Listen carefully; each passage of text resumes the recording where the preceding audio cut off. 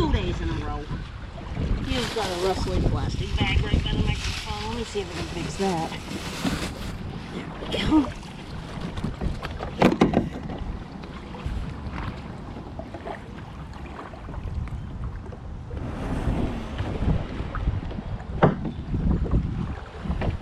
This is all slippy stuff. And that I've already almost fell on the piece of wood there.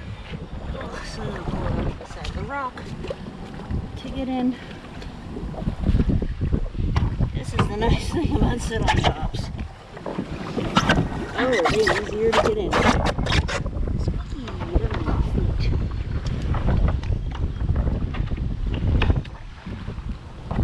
So, this dock, no motorboats are permitted. So it's specifically set up for kayaks. We are awfully close to the dam. The signage is very clear of don't go that way. And this is some sort of river club. We've got an upriver wind today, making leaving the dock to go upstream the actually easier choice. So this is Aspen Walls River Waterfront Park, Riverfront something. Aspen Walls something. Let me get you pointed a little bit better.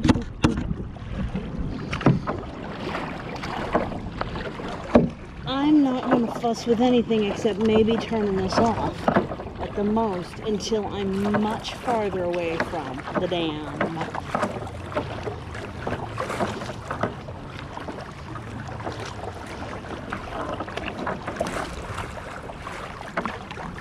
And yes, I have sunscreen on.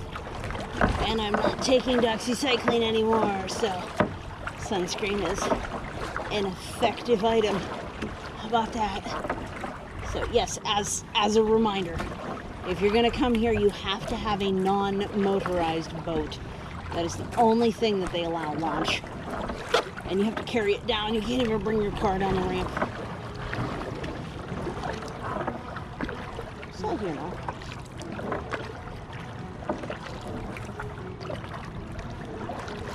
There's some sort of party happening over there, and it seems like live music. Oh, it's a choir. Oh, it's choir practice outside. That's adorable. That's very safe. I like how safe that is.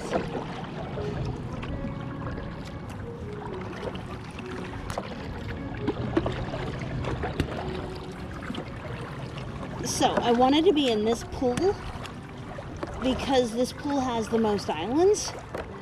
Almost went to Blawnox.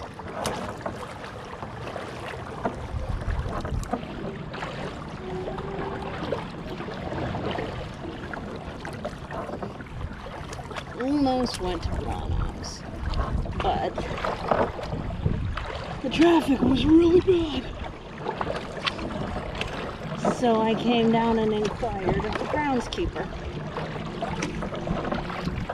whether I was allowed to launch here. And the answer was yes, provided no motor. What?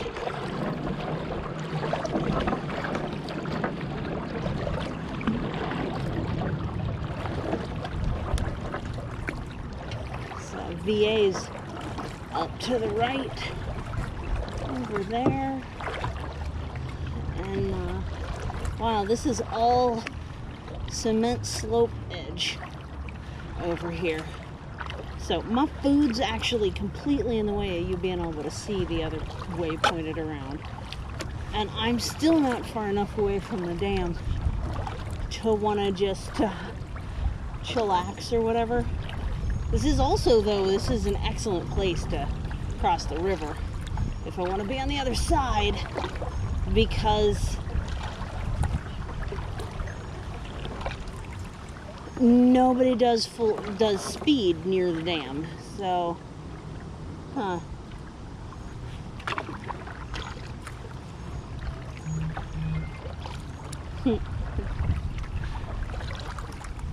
All right. I'm gonna actually just turn you off for now. And I'll see you when it's... Yeah, so we're safe. Had to pull over because I forgot and left my GPS on to get me to that other ramp. And I kept hearing it trying to correct my directions. We just came from down that bridge down there. Fun fact, just beyond the bridge, in the haze of the mugginess, I see trees. That's the island we finished by going around. And then my camera overheated and went to sleep down there. So that's where the dam is, just past that bridge. Between the two bridges, actually. There's one for cars and one for trains.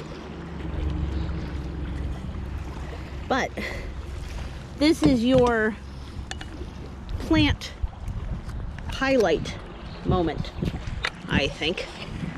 Because I pulled up and I noticed there's just a ton of... So this is the host plant for the painted lanternfly, or whatever that nasty bug's called. We call it TOH, a couple other things, but its common name is unfortunately tree of heaven, which is really confusing because it's the worst tree. It stinks, it kills things around it by releasing a compound from its roots, and it is a host to a bug that drills holes in trees, and this is its host. This is where it feeds its young. So here is the thing I want to show you. This is a young native sumac to the East Coast, and this is a tree of heaven. Not the best example, but you can see that the young leaves here are relatively smooth on the margins, and these ones are very jagged. The young leaves are very shiny, those ones are not. Plus the bases are red. So with an effort to not step in poison ivy, because I have seen a couple small sprouts of that and I'm not prepared for pulling those. Oh, keep in mind, you can end up being allergic to this. You may end up with a rash on touching tree of heaven if you've never touched it.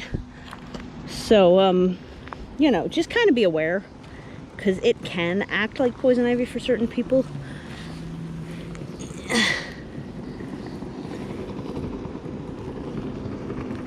This is me just trying to give the native plants a chance. Here's a really good example. So this is a non-eaten young sumac. Hairy stems. Not too shiny on the young leaves, and the young leaves have serration prominently. The young leaves on this are very shiny and have no serration on the youngest leaves. They don't get any toothedness until they're bigger. This is that nasty tree of heaven, and so's that. There we go.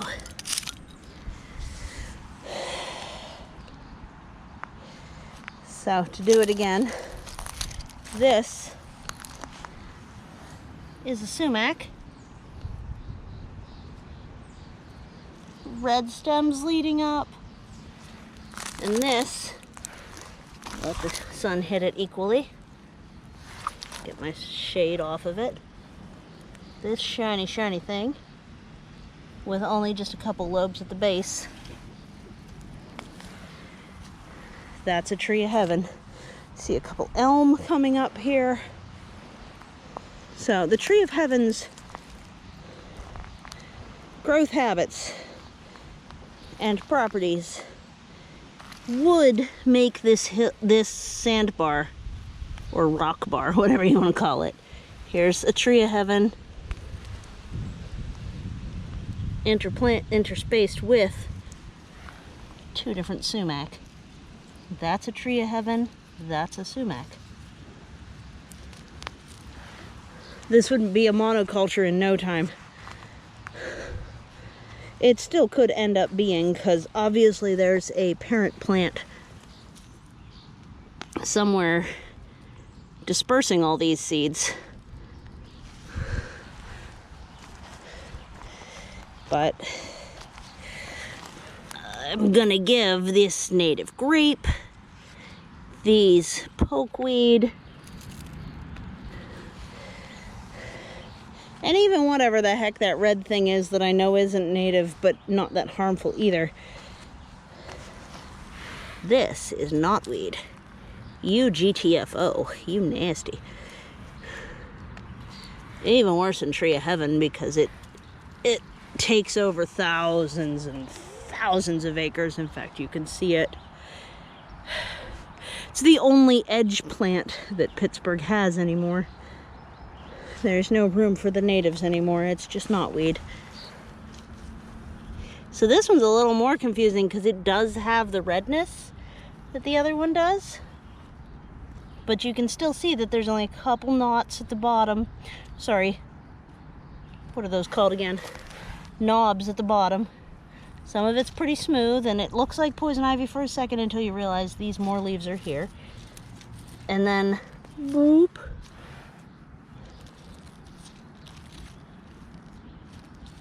The young leaves do mimic poison ivy, as you can see, but that stinks like a tree of heaven. Not that you'd want to touch it to necessarily find out.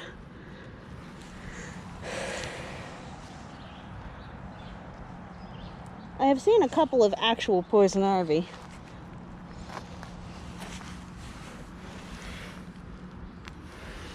If you feel safer, because I'm not quite sure how to show you the difference between poison ivy and this when it's mimicking it, then you can just wait until it's old enough that it's got its 5 leaves. So that's a leaflet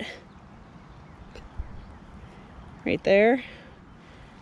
Wait until it's got its 5 leaves or more, because as it gets older it gets up to 7.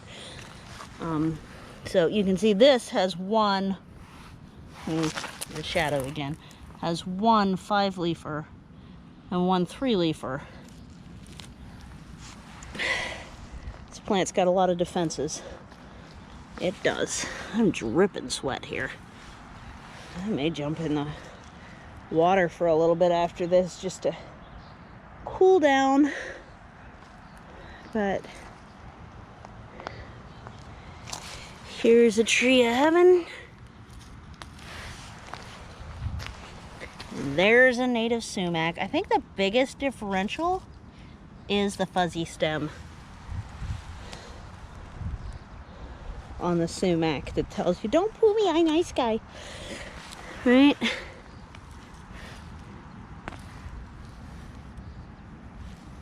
Good guy. Bad guy. So I don't see any walnut trees or hazelnut tree saplings to compare for you. I would love to do that someday. But for right now, oh, sea glass. Right now what we have is native sumac.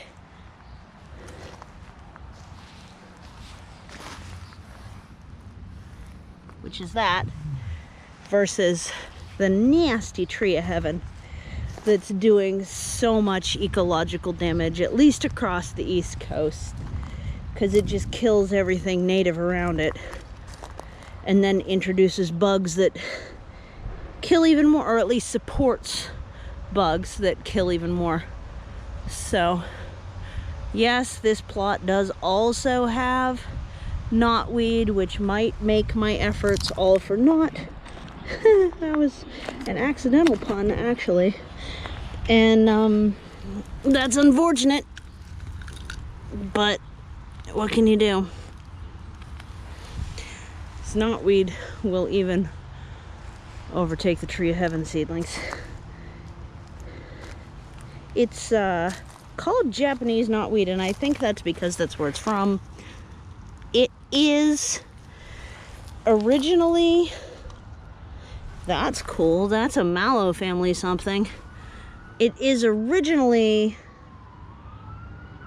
adapted to, I saw one over here, where'd it go? It is originally adapted to being the first plant to break through lava flows, and it likes edges, and it seeds quite prolifically. So yeah, it's edible, but don't plant it on purpose unless you want to risk it doing this. Everything up in here. I wonder what the heck all this sloosh is down here. Is that the water coming through? I think it is. There's a creek up here. All of this. Here, here, down, continuing along most of the bank of the rivers of Pittsburgh. And starting to come up here too. And continuing down this way. This stuff that a lot of people call bamboo because of the way the stalk is. Bamboo has more like very narrow leaves. Oh yeah, that is what that is a different direction this creek took once. This is knotweed, and it's nasty. You don't want it. Eat it. Eat a bunch of it if you ever find it. And cut it down before it goes to seed, because if you cut it after it goes to seed, I'm told that it puts all its energy into spreading its roots, and tap roots are 12 foot deep. So if it goes a spreading, it's a little late on that. They discourage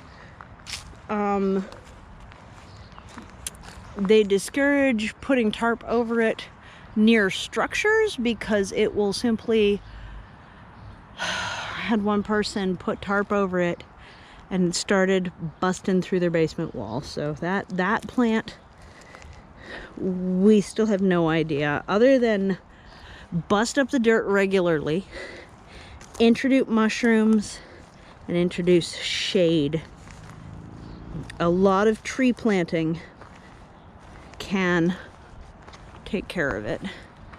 So, I don't know. I might just enjoy the rest of my paddle and not turn this back on. But yeah, permaculture on a riverside. We're at the bottom of several cliff sides. So there, see, there's one over there. There's a cliffside. So I will catch you in the next one. This is going to be today's video. I hope you're having a really good day. Thanks so much for visiting the river. And this has been definitely a permaculture video at the river. Take care. Bye.